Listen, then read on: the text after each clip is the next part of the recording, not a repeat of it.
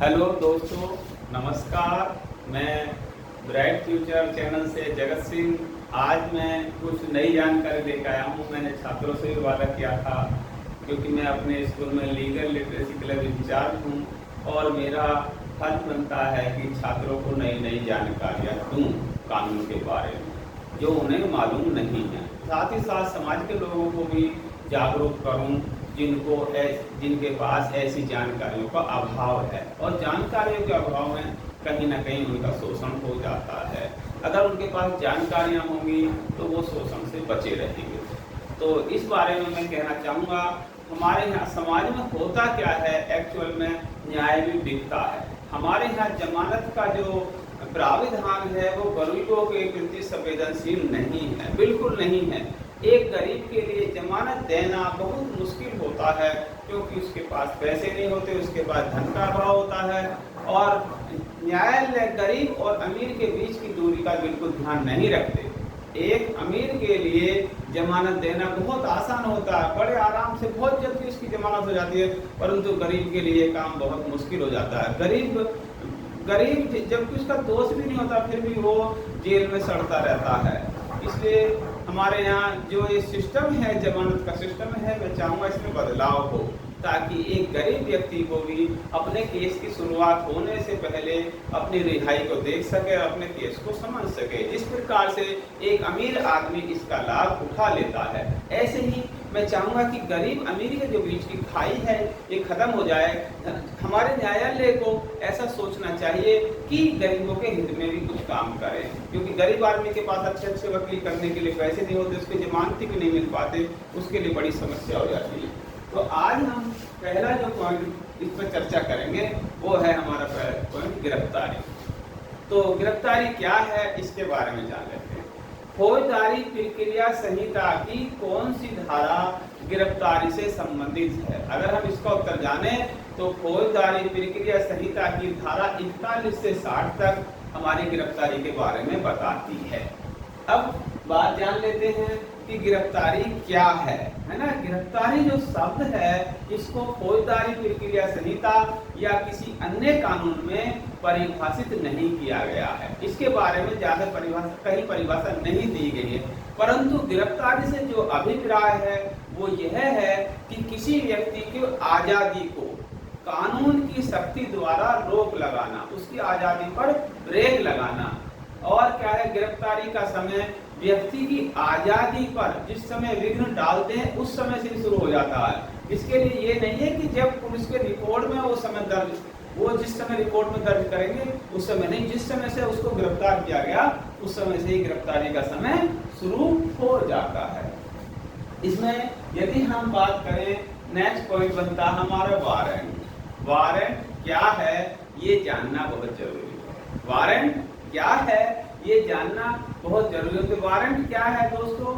यह अदालत द्वारा पुलिस अफसर को दिया गया आदेश है। अदालत अपने एक पुलिस, जो उनके अधीन पुलिस अफसर होते हैं, उनको आदेश देती है। क्या आदेश देती है, इसके बारे में अभी बात करेंगे। दूसरी बात करते हैं एक गिरफ्तारी का वारंट। गिरफ्तारी के वारंट के बारे में बात करते हैं, गिरफ्तार है ना।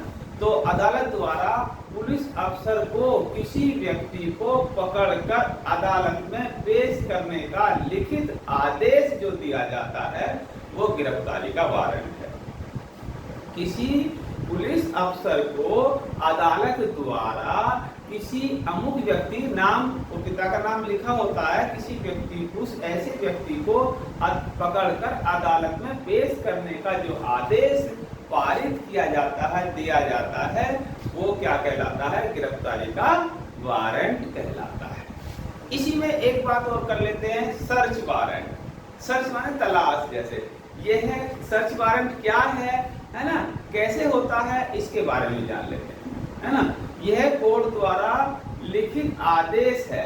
कोर्ट के द्वारा एक लिखित आदेश है जिसके द्वारा पुलिस, है ना, केस से संबंधित, है ना, किसी खास चीज, खास वस्तु को ढूंढने के लिए किसी व्यक्ति के घर की तलाशी ली जाती है, जिसके खिलाफ सर्च वारंट आता है उस व्यक्ति के घर की तलाशी लेने का पुलिस को अधिकार है, परंतु उस समय जिसके घर की तलाशी ली जा रही है उसको भी सचेत रहने की जरूरत होती है। नेक्स्ट बात करें हम गिरफ्तारी वारंट के प्रकार।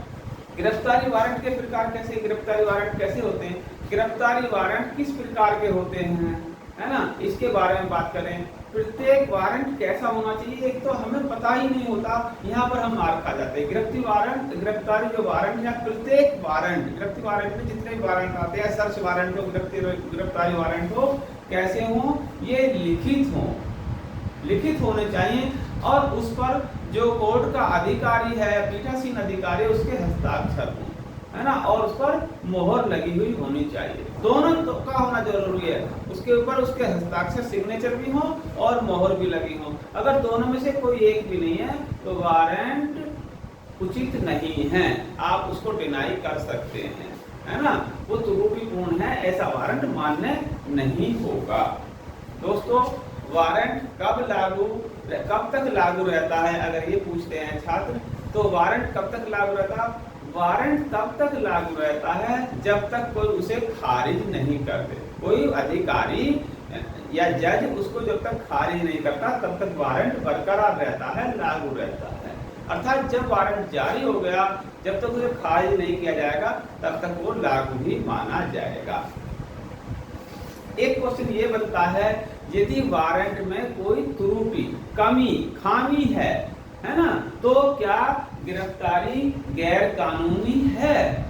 हाँ, इसके उत्तर में कहेंगे यदि वारंट में कोई त्रुटि, कोई कमी या खामी है, मान लिया मोहर लगी हुई है, सिग्नेचर नहीं है, सिग्नेचर हो रहे हैं, मोहर लगी हुई नहीं है, तो ये जो गिरफ्तारी है ये गैर कानूनी है, ये गिरफ्तारी गैर कानूनी मानी जाएगी। ये सब हमको जानकारी होनी चाहिए। एक क्वेश्चन ये बनता, क्या मजिस्ट्रेट अपनी इच्छा के अनुसार वारंट जारी करता है?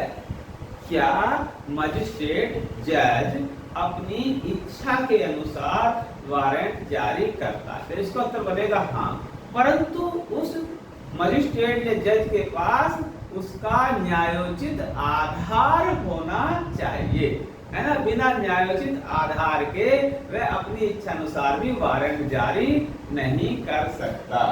अब नेक्स्ट हम बात करें वारंट के विषय।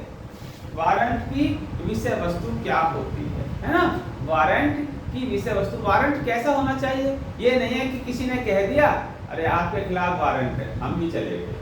हमें देखने का हक है कि हमें वारंट क्यों मिला है, हमारा दोष क्या है, एक्चुअल में मेरे ही नाम का वारंट है, मेरे ही पिता का नाम है, मेरा ही एड्रेस लिखा हुआ, ये देखने का हक है। तो वारंट में क्या होना चाहिए? वारंट में उस अभियुक्त का नाम होना चाहिए, उसके पिता का नाम होना चाहिए, उसकी जाति होनी चाहिए, उसकी नागरिकता होनी चाहिए, उसकी रिहाइश होनी चाहिए। ये सब कुछ साफ साफ लिखा हुआ होना चाहिए, नहीं तो आप उसे डिनाई कर सकते हैं, है ना। नाम, पिता का नाम, जाति, नागरिकता, रिहाइश, ये सब ठीक ठीक लिखा हुआ हो और उस पर जुर्म कि हमारा जुर्म क्या है ये तो जानने का हमें हक है। जुर्म लिखा हो और उस कोर्ट का नाम लिखा हो जिस कोर्ट ने जारी किया है, और उस कोर्ट का क्षेत्राधिकार कितना है, क्या वो इस प्रकार के वारंट जारी करने के लिए ऑथेंटिक है, जिसने वारंट जारी कर दिया है ना, जिसमें तो वह वारंट जारी किया है, ये सब कुछ उस वारंट पर लिखा होना चाहिए। मित्रों, ये आपको देखने का हक है। अब यदि बात करें कि वारंट पर हस्ताक्षर, सिग्नेचर कौन करता है ना, ये देखने का बहुत बारीकी चीजें देखने के लिए अगर हमें समाज में जानकारी हो तो ठगे जाएंगे। तो वारंट पर सिग्नेचर कौन करता है?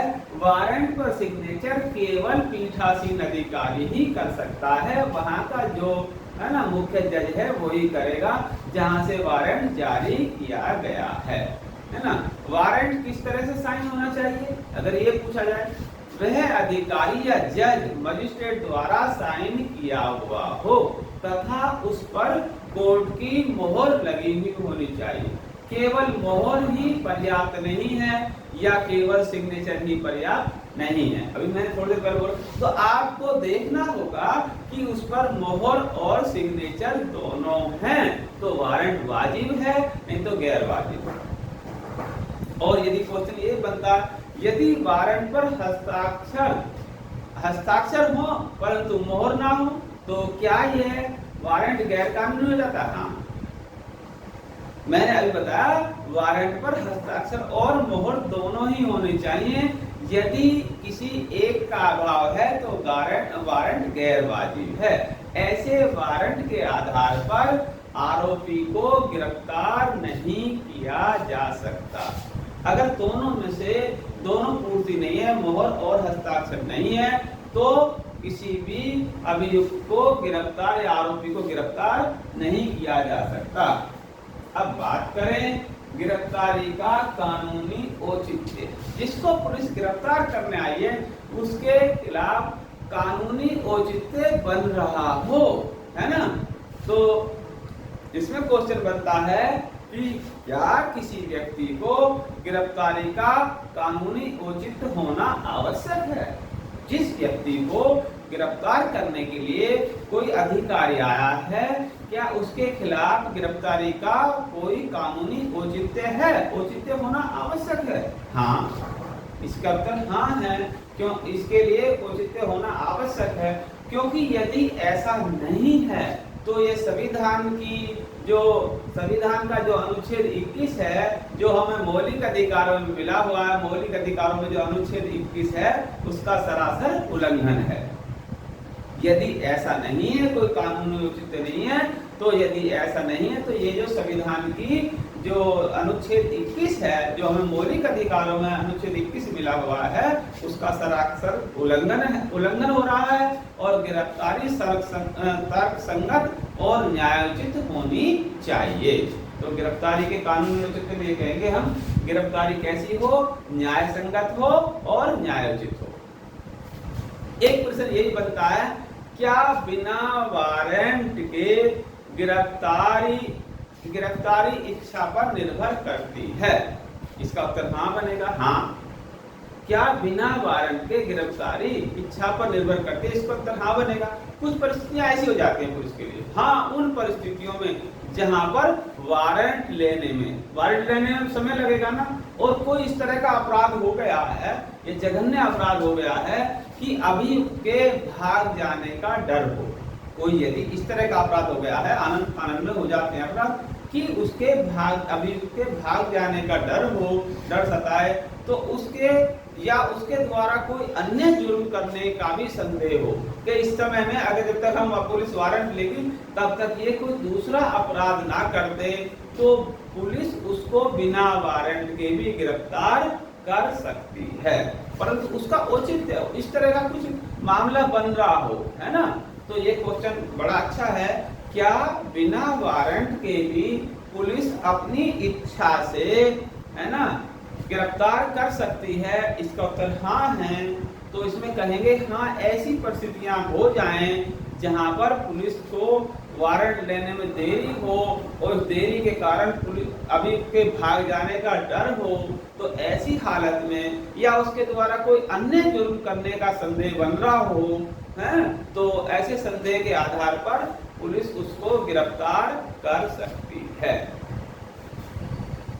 तो पुलिस संदेह के इसमें एक क्वेश्चन ये बनता, क्या पुलिस संदेह के आधार पर गिरफ्तार कर सकती है? हाँ, पुलिस संदेह के आधार पर भी गिरफ्तार कर सकती है।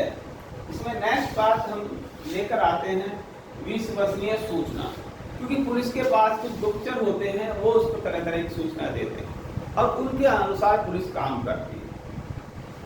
तो विश्वसनीय सूचना की यदि हम बात करें तो किस तरह की सूचना पुलिस को गिरफ्तार करने के लिए प्रेरित करती है, प्रेरणा देती है? ऐसी किस तरह की सूचनाएं हैं जिनके आधार पर पुलिस अफसर किसी को गिरफ्तार करने के लिए प्रेरित होते हैं या उन्हें प्रेरणा मिलती है कि इसे गिरफ्तार कर लेना चाहिए?